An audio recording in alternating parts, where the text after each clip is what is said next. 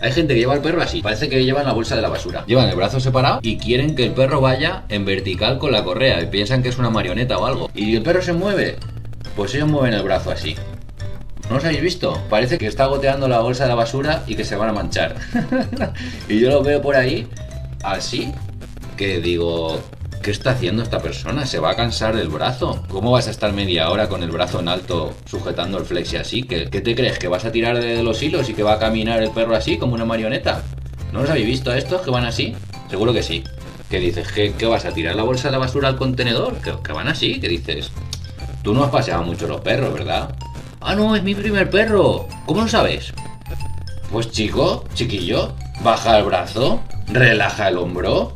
¿Qué estás paseando con tu perro? Siéntete orgulloso.